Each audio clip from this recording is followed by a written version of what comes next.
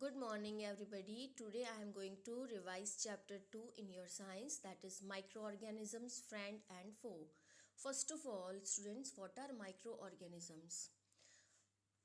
The living organisms which we normally cannot see, वो living organism जिसको हम normally हम देख नहीं सकते, उसको माइक्रोस्कोप की हेल्प से अगर देखा जाए तो उनको हम बोलते हैं माइक्रो ऑर्गेनिजम्स और माइक्रोब्स।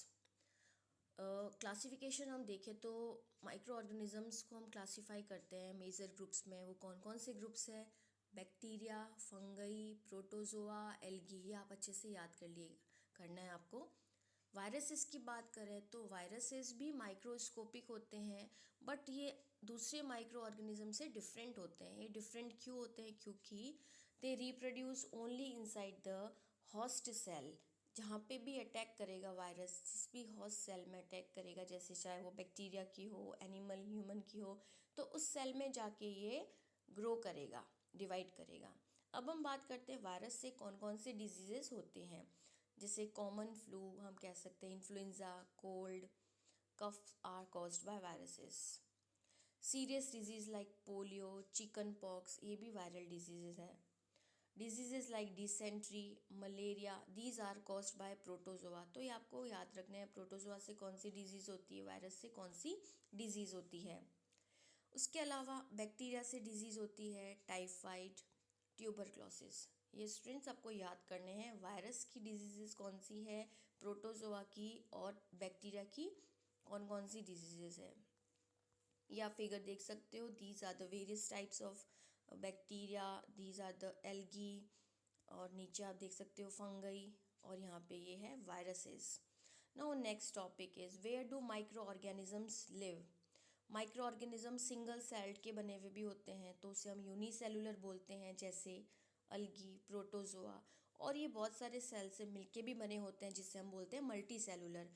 जैसे हम बात करते हैं, इसमें अलगी, फंगई भी आ जाती है। अभी आपने डायग्राम देखा, ये देख सकते हो आप, ये मल्टी भी है, यूनी भी है। Okay, they live in all types of environment. ये हर तरह के एनवायरनमेंट में रहते हैं, आइस कोल्ड क्लाइमेट से लेके हॉट स्प्रिंग्स तक, डेजर्ट से मार्शी लैंड्स तक।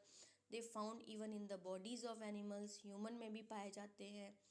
ठीक है, some microorganism grow on other organism while other exist freely. Free भी रहते हैं, किसी की बॉडी में भी रहते हैं, तो they found everywhere. Micro organisms and us. अब देखिए, माइक्रो ऑर्गेनिज्म हमारे लिए फ्रेंडली भी है। यहाँ से क्वेश्चन बनता है, माइक्रो ऑर्गेनिज्म हमारे लिए फ्रेंडली क्यों है, उनके यूजेस क्या है, ये क्वेश्चन बनता है।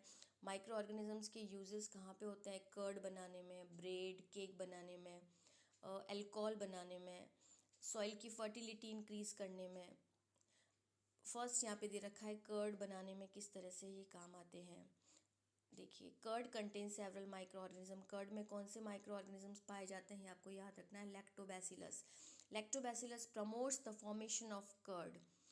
It multiplies in milk. Milk में ये मल्टीप्लाई होकर उसको कर्ड में कन्वर्ट कर देते हैं। कौन से बैक्टीरिया है भाई? लैक्टोबैसिलस बैक्टीरिया है।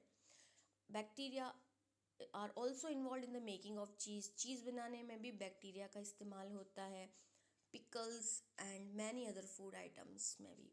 एंड इम्पॉर्टेंट इंग्रेडिएंट्स ऑफ सूजी, जिसे रवा बोलते हैं, इडली, भटूरा, इस कर्ड। तो इसमें कर्ड डाला जाता है, तो कर्ड में होता क्या? लैक्टोबैसिलस होता है। ऐसा होता क्यों? मतलब ये इसका यूज़ किस तरीके से है, तो ये कैसे यूज़ होते हैं देखो। Can you guess why? Bacteria and yeast are also helpful for fermentation of rice, idlis and dosa batter. अब ये इसके आगे रीज़न हम पढ़ने जा रहे हैं।